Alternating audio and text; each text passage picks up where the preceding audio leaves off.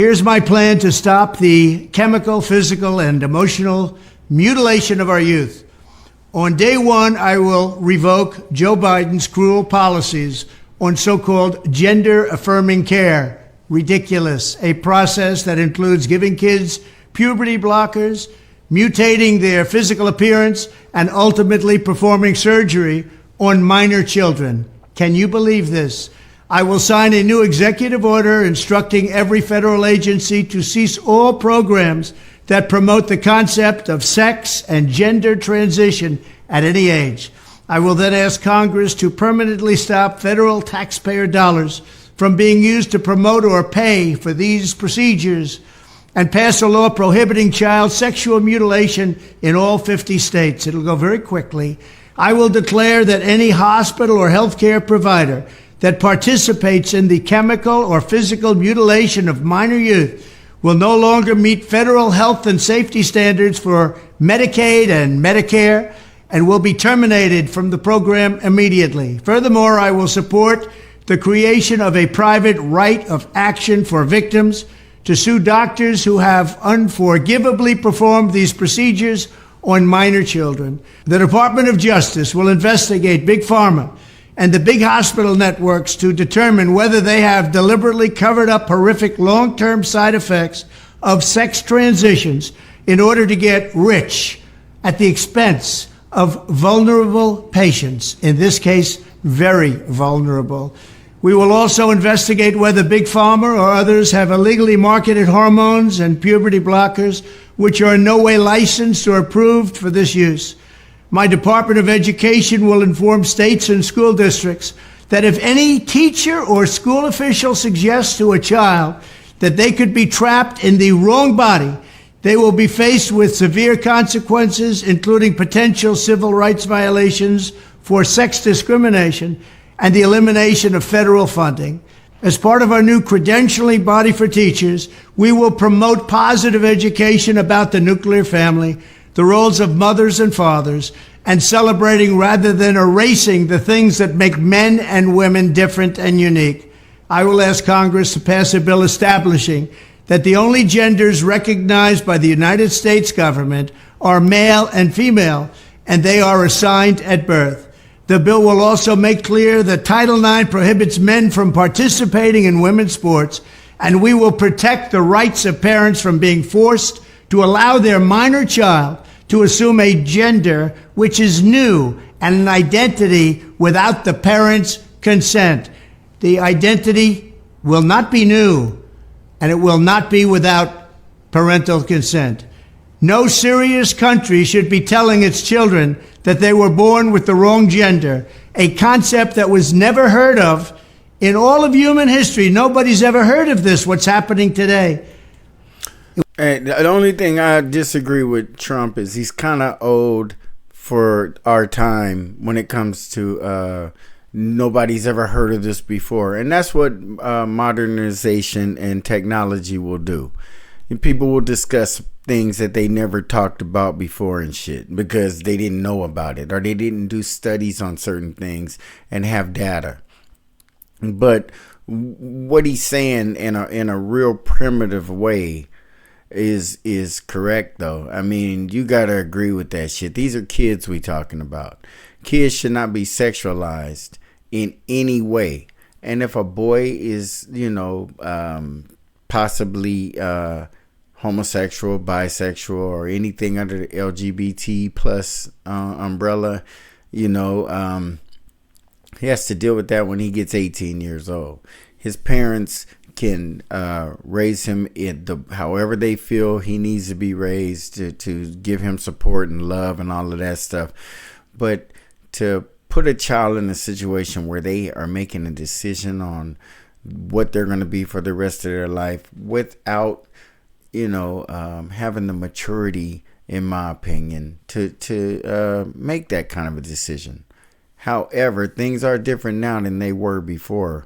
But I think this is one of those things that Kamala was talking about, is we don't want to go back, but I can see how a fair amount of the country would not want children to be sexualized or have any kind of medical procedures done that could be gender affirming or whatever. That's just not something that we should be doing to children. After you turn 18 years old and you can go out and do that kind of stuff as an adult, that's different.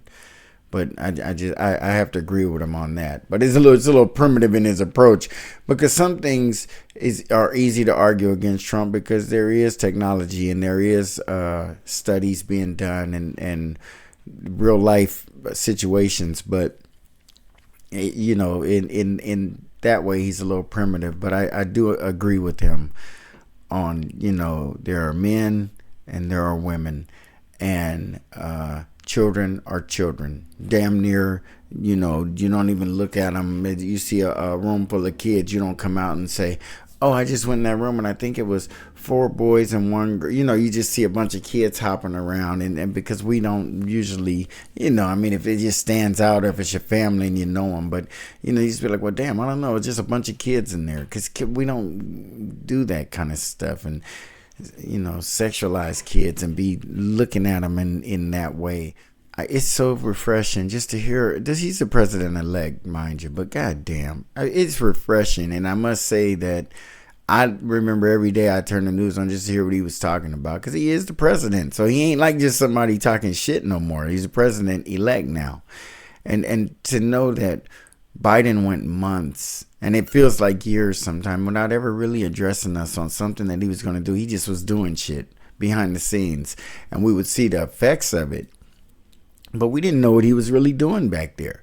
He decided he's going to make changes in transgender law. They might have that shit out there for a minute, but MSNBC and CNN ain't putting that out there as a big topic. They might do a show on it with one of the black hosts, so too many people don't see that shit and get rid of it. But when it's something that is controversial like that, and it is, it's not people who say, oh, that's not controversial. Oh, yeah, it is. That's some controversial shit, because it's children.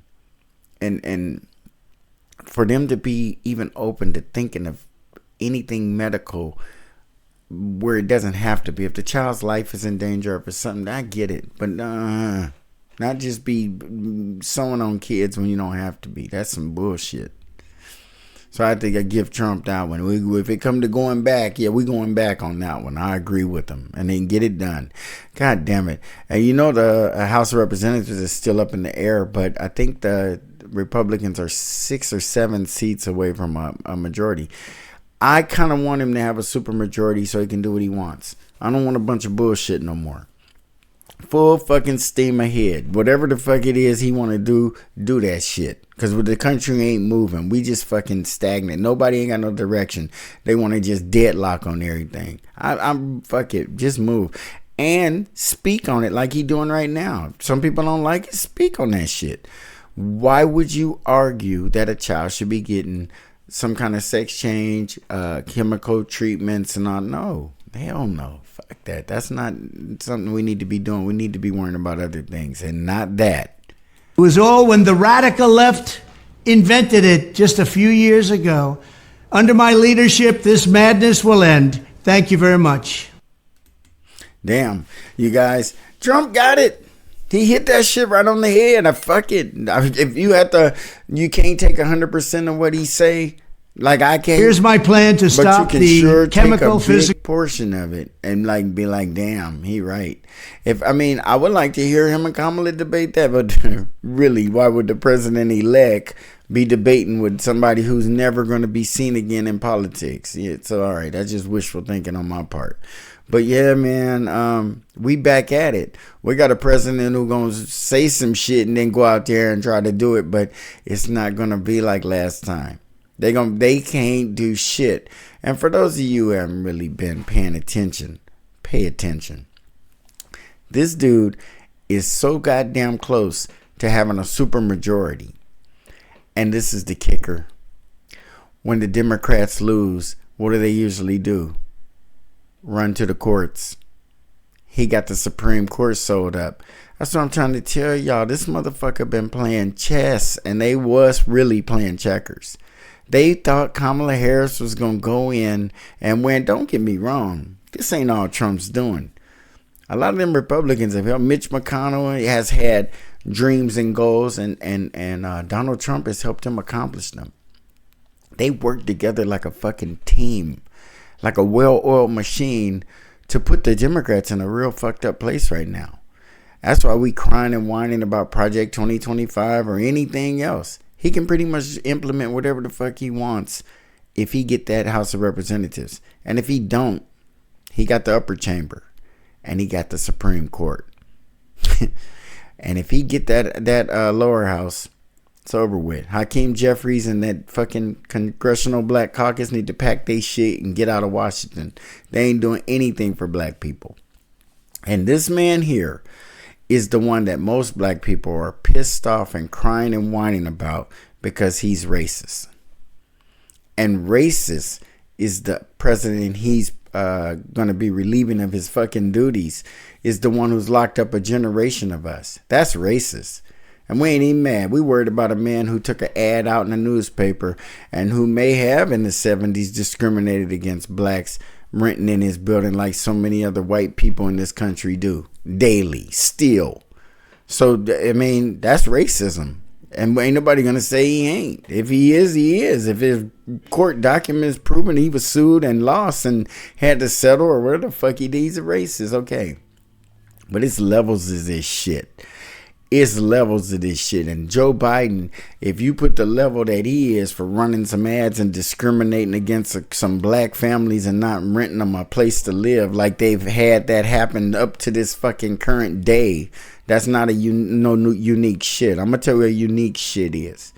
Unique shit is when you lock up a generation of American citizen, us black men, intentionally. Everything we did was illegal because we couldn't do anything different. With a lack of education and lack of opportunity and all this shit that Kamala Harris is ready to turn the page on, maybe turning the page back will give us an opportunity.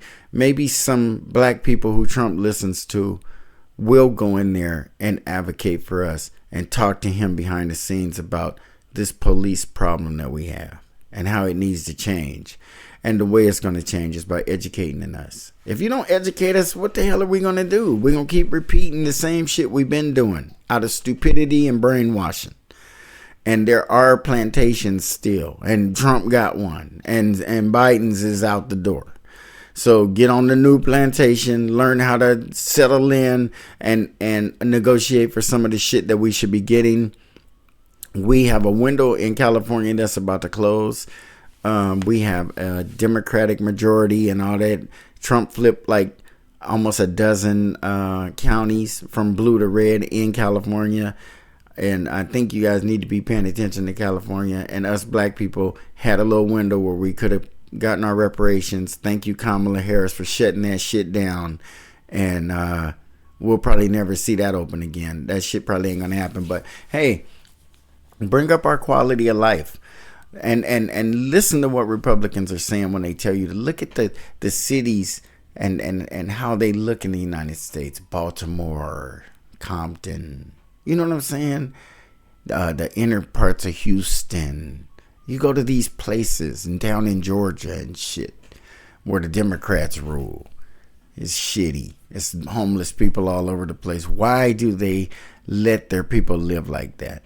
Why you go to a Republican district, a lot of Republican districts where they have projects, but it's like way cleaner than the ones you see in the Democratic. What is going on? And I wish we could elevate this damn country as rich as it is. We don't have to have projects, but you just see a different aesthetic in Republican districts.